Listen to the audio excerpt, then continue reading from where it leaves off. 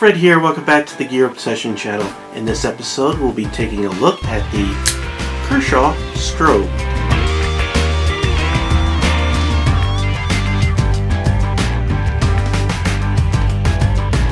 This is a cool flipper designed by Matt Diskin, and it's a collaboration between him and Kershaw. So let's take a close look. If at any time you're interested in purchasing this knife, you could head on to Amazon, and I had provided a link in the description box below. It could be had for $33.83. So you may ask yourself, who is Matt Diskin? Matt Diskin is a custom knife designer from Seattle, and he has a unique, clean style that I appreciate. He sort of pairs this very wide type of blade with a skinny handle, and you see that a lot with his custom design knives. And I'll tell you, it might not look like it's comfortable, but once you have one of his knives or this knife in your hand, it's pretty amazing. Really good ergonomics. You can't tell by looking at it. So very well designed, and I'm glad he collaborated with Kershaw. He's done so in the past because it brings some fantastic knives with some fantastic ergos to a price range that I can afford, and maybe you can now afford if you can't afford the high price of custom knives.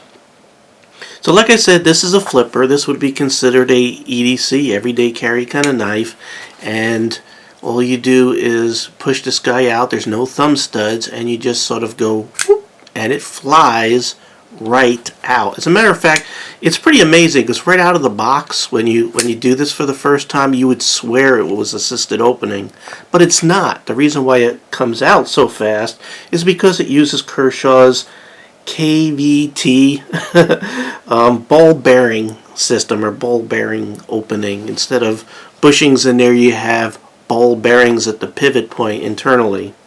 So very smooth. Also, this is a frame lock, as you can see right there.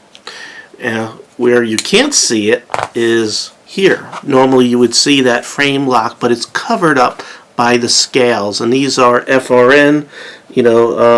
What's the other word for FRN that I'm trying to think?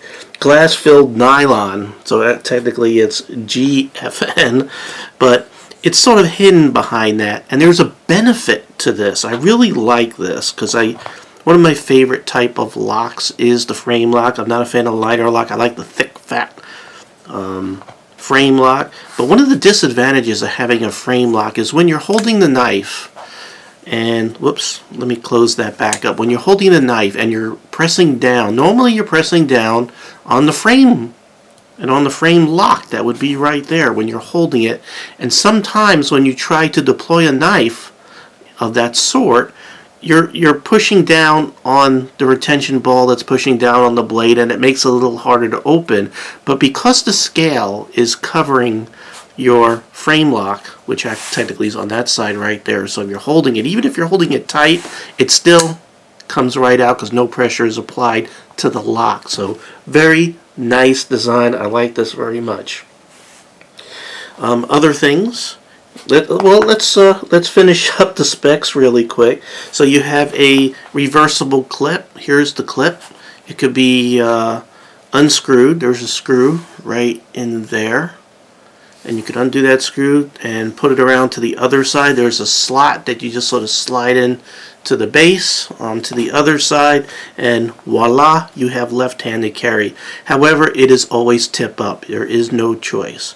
Like I said, glass-filled nylon scales over 410 stainless steel frame, and it has Kershaw's K texture, which not a real big fan of, but it's alright. I'm not a big fan of K's all over my scales for texture, but you don't really notice it unless you look really close. You go, oh, those are K's there. Whoopee. You also have some glass-filled nylon spacer here that basically is closing off about 1/3, and the rest is open. So most of the dirt will flow right through. That's fine, and that part of the spacer provides a little rigidity to the the blade, and it has these little pyramids, which is actually, this pyramid thing here is actually on some of Matt's custom knives. So pretty cool. So I think we covered everything as far as the handle is concerned. It's a flipper. Let's talk about the blade. The blade is a 8CR13 MOV Chinese stainless steel, stone-washed, drop point blade. Right there, and you can see it is stone-washed, along with the frame. It's sort of stone-washed too. I really like that finish. 8CR13 MOV is similar to OS 8 or 440B if you need some sort of frame of reference on what kind of steel. So it's a medium steel, stainless steel. It's pretty good, and it's from China, and therefore it makes the price more affordable for us. The blade itself is 3.3 inches, and the closed length of the knife, and I'll go ahead and close it. Closed length is 4.25 inches, and when open, we are looking at 7.5 inches. The weight, it does have a little bit of weight to it. It's about 4.6 ounces.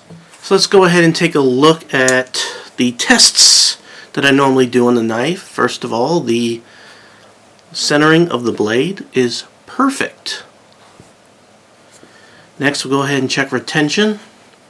Retention is extremely good. There is no way that that's going to come out unless you intentionally want it out.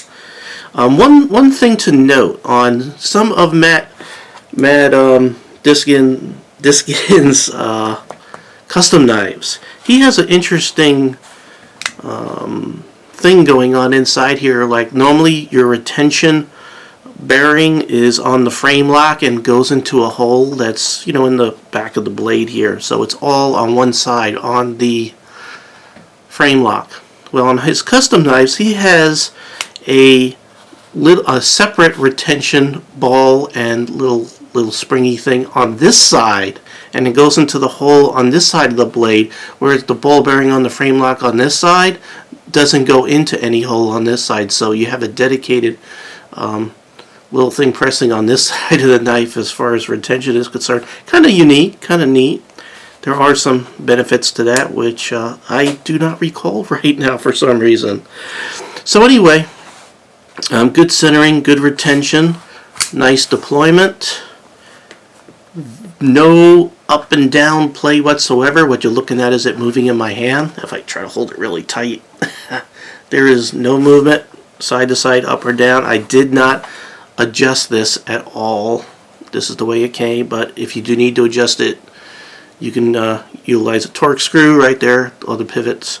Also, Torx screw construction for all these other screws that are in here. By the way, you could take these stupid K-textured glass reinforced nylon scales off and put your own on. This is a nice platform for a custom knife, by the way. Alright, next, what do? We're going to do paper cut. Sacrifice my notes here. And we're cutting. Let's see. Got to get it started there. Well, I'll tell you, it's not quite super sharp. It won't push cut, but it will slice.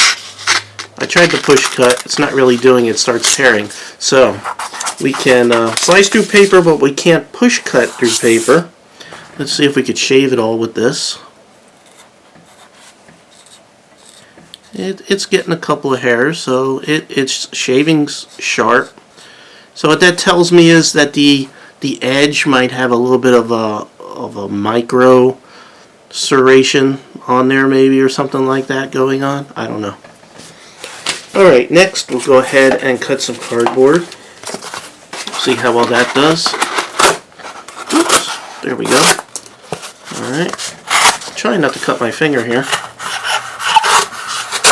Alright, so drags just a little bit, but no problem. And we could see there's a couple of marks there. I wonder if that comes off. Oh, you know what that is? That's the glue that was on some of that cardboard. because those are just cut up boxes from Amazon.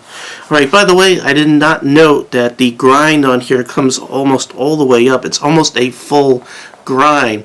Now, even though it's a hollow grind, because it's all the way up here, it's almost literally a flat grind. It starts up. You don't have any flat area up here except for right there. Everything else, you got like a false swedge right there, kind of weird. Adds to, it lightens it up a hair, but it adds to character. Alright, next. Go ahead and make sure we don't have any fundamental heat treatment. Stab some soft pine. Make sure the tip stays intact. You can see, I'm not messing around here. One more time. Let's see how far that's in there. Alright, let's take a look at the tip. Make sure we're good to go. And the tip came out fine. So there it is, the Kershaw strobe. I highly recommend it. I have one con, and one con only. This clip. If you look at some of Matt Diskin's custom designs, the clip is curved to sort of go along with the knife. And he gives you a second clip, so if you got to put it on the other side, you can.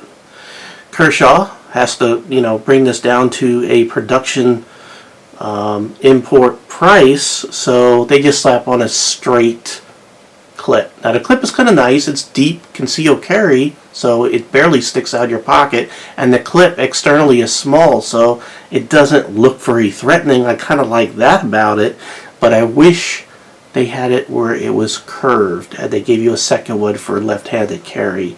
That would have been nice. The only other little nitpicky thing is it's sharp, but it's not like razor sharp out of the box, even though I did shave with it, but I'll probably touch this up just a little bit.